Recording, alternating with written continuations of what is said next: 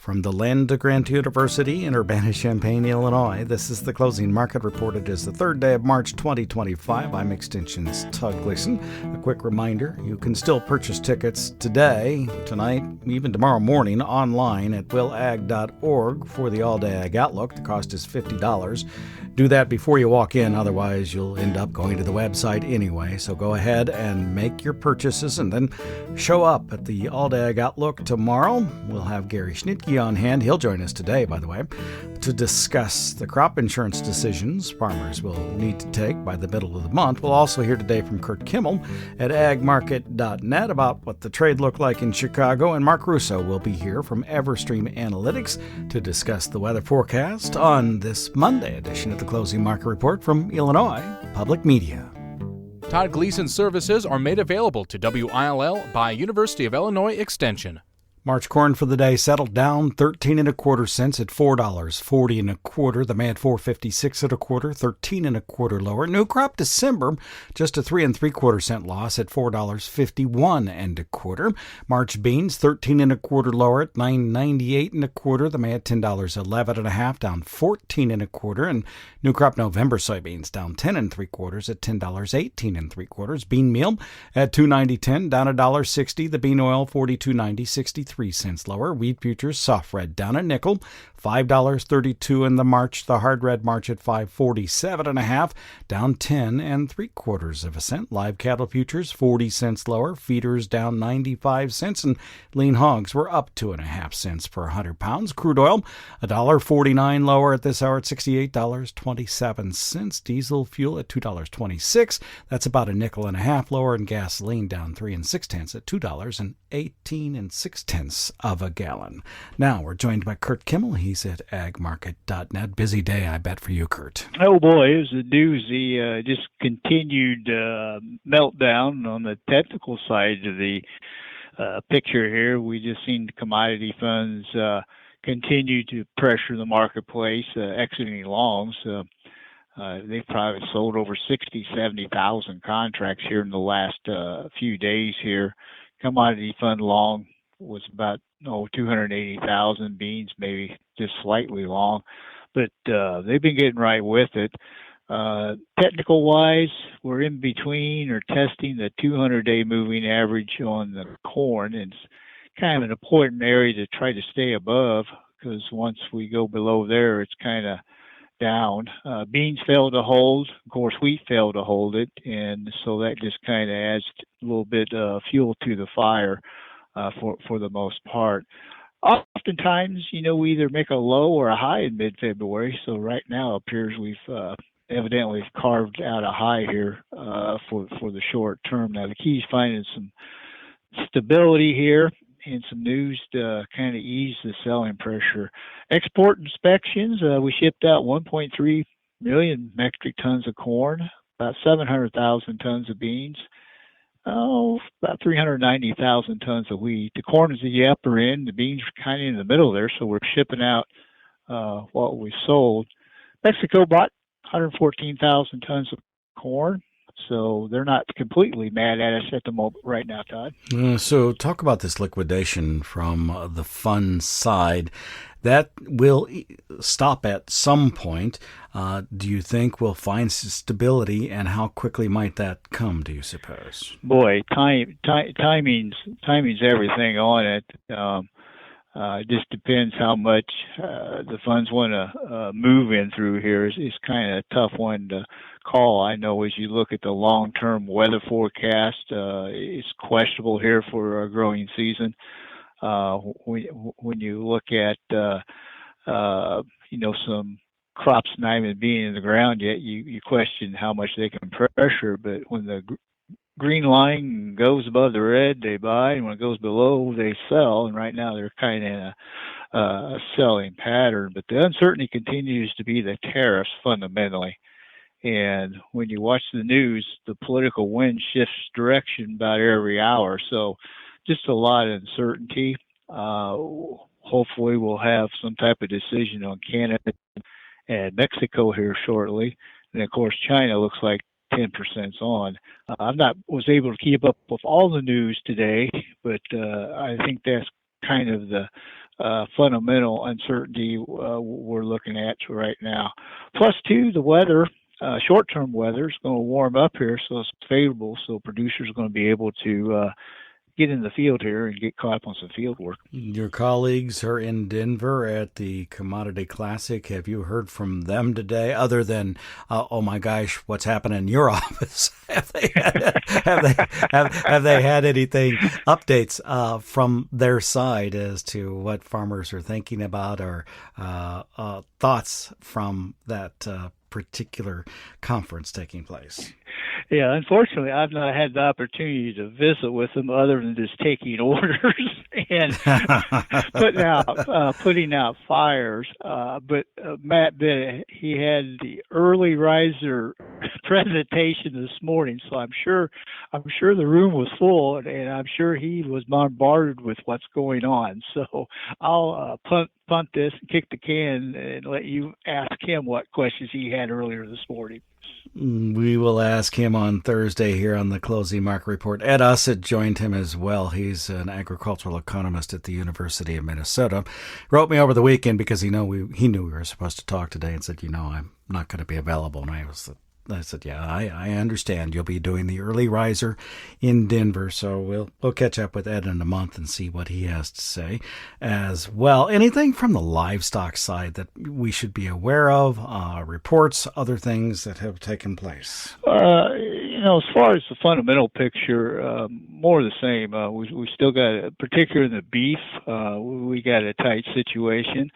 But pork side, we're dealing too with the tariff. What's going to develop all that screwworm out of Mexico, and also too, we're still seeing beef coming in out of Brazil here.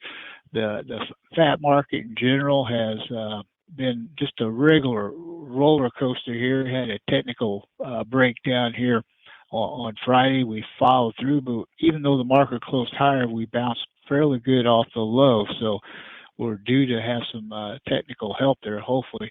But the hog market's just in a total meltdown. We've lost over $10 in those, and until we get some cookout feature going here, the meat market's probably going to struggle. Hey, thanks much. I appreciate it, Curt. Okay, very good. Curt Kimmel is with agmarket.net. Joined us here on the Closing Market Report for this Monday afternoon. Don't forget that tomorrow the All-Day Ag Outlook takes place at the Beef House in Covington, Indiana. You may join us, but don't wait to pay for your registration until you walk in, because we're going to just send you to the website anyway.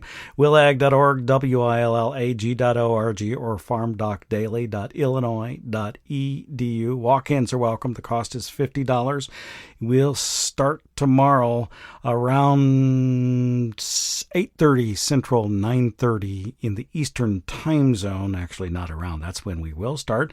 An hour before that to come for the Beef House rolls and coffee. Look forward to seeing you there.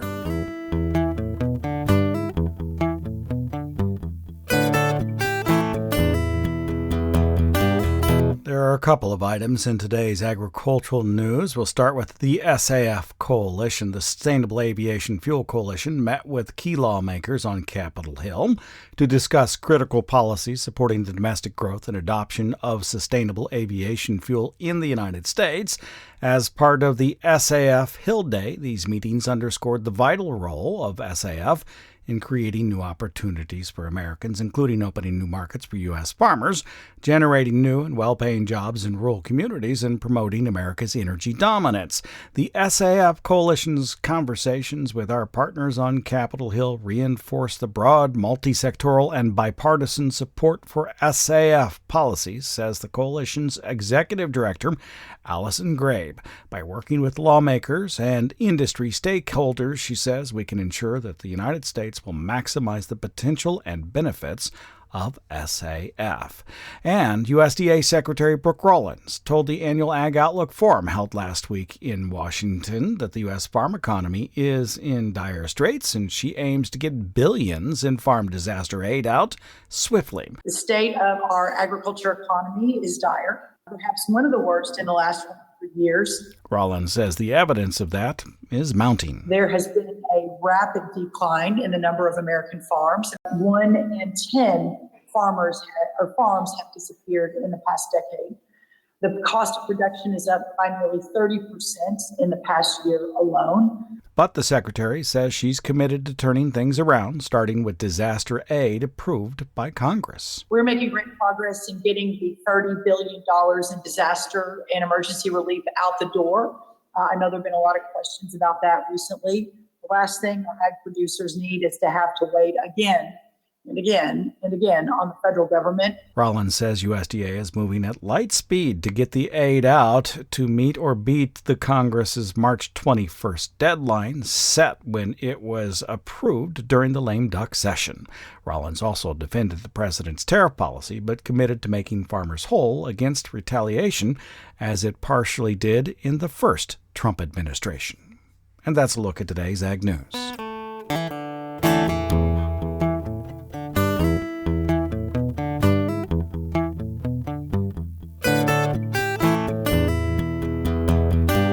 We're now joined by Gary Schnitkey, agricultural economist here on the Urbana-Champaign campus of the U of I, a member of the farmdoc team. The February crop insurance setting month for prices for corn and soybeans has ended. Let's begin with those prices and how they compare to previous years. Yep, the February month is over, and the projected price for corn in the Midwest states will be $4.70. So that is about the same as last year when it was $4.66. So almost the same as last year. So we're looking at roughly the same guarantees that we were this year versus last year. The one other thing that happened was the volatility was 0.18 for corn. That was 0.19 last year. So we'll see a little bit lower premium cost for corn due to that lower volatility. Soybeans the projected price was $10.54. That's down by $1.01 from $11.55 last year, matching, what's going on in the markets now, where we're thinking corn may be more profitable than soybeans at this point in time. But $10.54 is $1 less, so our guarantees will be less for soybeans than last year because we'll have a lower projected price. And also the volatility went down from last year it was 0.15. This year it will be 0.14. So a slight decline in volatility, again reducing premium cost. There are a couple of things that you have been considering over the years, and that producers are always wondering at what rate should they take the crop insurance. And then, particularly for soybeans, because it doesn't pay out as often, what that rate should be too. Yeah, what we see is farmers taking typically pretty high coverage levels. Northern and central Illinois will be in the 80 to 85% range for both corn and soybeans. In southern Illinois, a little bit less than that. We see most people taking revenue protection, RP, so that will be over 90% of the policies. We sort of say if you're there, that would be a good place to continue to be. As you mentioned, we have seen low payouts on both corn and soybeans, particularly soybeans probably more than corn. So over the last 10 years, since 2014 to 2023, we've seen farmers pay into crop insurance more than they paid out. Some farmers may be considering lowering coverage levels, and that may be appropriate. That's probably more appropriate for soybeans than for corn. One of the things that you worry about there is obviously a poor yielding year, and the drought of 2012 comes to mind. And actually, that was the last big payout in the state was 2012, and those are 1 in 25-year events, I suppose. So that's what you would be concerned with if you lower coverage levels. I know that producers will be asked about ECO and SCO both. What are your thoughts? So ECO, again, ECO, you might want to take a look at it. This year, that policy will have roughly half the cost for the same coverage level. protection level that it did last year, and that's because the premium subsidy on that product was raised to 65%. So it's worth taking a look at. Even at those high coverage levels, most, if we look at actual or compare what it would have paid from 2015 through 2023, even at that higher premium support, we don't see those policies paying out as much as you paid in, and that's particularly true for soybeans. So if you're thinking ECL, probably think more of it for corn than for soybeans. And again, it's a touch-and-go decision. I mean, it'll be half the premium cost as last year, and so take a look at it. SCO is something that you can also take a look at, and that's like ECO, a county level coverage, but it goes from 86% down to the RP coverage level. You do not have to take ECO or SCO with ECO, and some farmers may simply forego SCO. ECO will trigger much quicker because it's a 90 and 95% coverage level, so being up there may be a good place to be. Also, to take SCO, you have to be in PLC for your commodity title choice, and we're sort of leaning more towards Ark County for soybeans, corn, and wheat this year. And that's sort of free money versus having to pay a premium for SCO. The ARC PLC decision is not made this year at the same time as normal. It's been delayed for a month. Do we know a reason behind that? And does that delay offer anything to producers as it's related to their crop insurance decisions or the ARC PLC decision? Yeah, so it hasn't been changed. The delay from March 15th to April 15th hasn't changed any, restrictions on crop insurance products. So that's not a big deal. But they'd probably changed the date because they did that in the Ag Relief Act, probably just to give farmers more time. You'll have another month to look at prices and make projections on what's going on there. So that's the advantage. I kind of doubt that it's going to change much in our projections, but you never know, so we'll wait and see. But again, that ARC PLC decision, if you don't do anything, it will be the same as last year. Have you written an article for this and posted it to the website? Will people be able to find it someplace? Yeah, we've written an article on ARC PLC, and now I don't know the exact date, but it's on one of our Tuesday articles.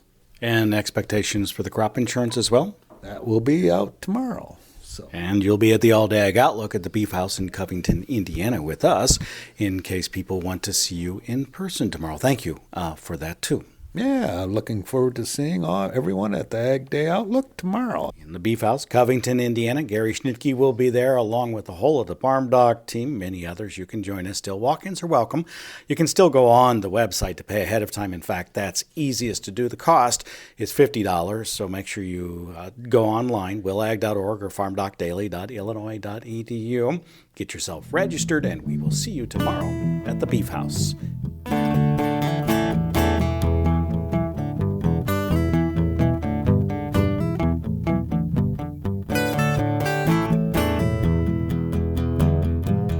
Let's check in now with Mark Russo. He's at EverStream Analytics. Hi, Mark. Thanks for being with us again on a Monday. Begin in South America for me. There have been some problem areas in the past. There are some problem areas, I think, maybe developing. However, you have a better scope of what's taking place. Can you give me some ideas of what Argentina and Brazil and places in between look like? Oh, well, Todd, one area that initially had problems back January and the start of February was Argentina, but throughout the second, third, and fourth weeks of February, Argentina saw significant rainfall, and the start of March has followed suit as well. So that has actually helped to improve crop conditions, especially for soybeans and with the timing here going through critical stages of pod development. For Brazil, initially things also were a bit more negative with the start of soybean harvesting and safrinha corn planting because things were on the delayed side due to later planted crops and then also overall wet conditions. But in recent weeks, that has improved with a drier bias in Brazil.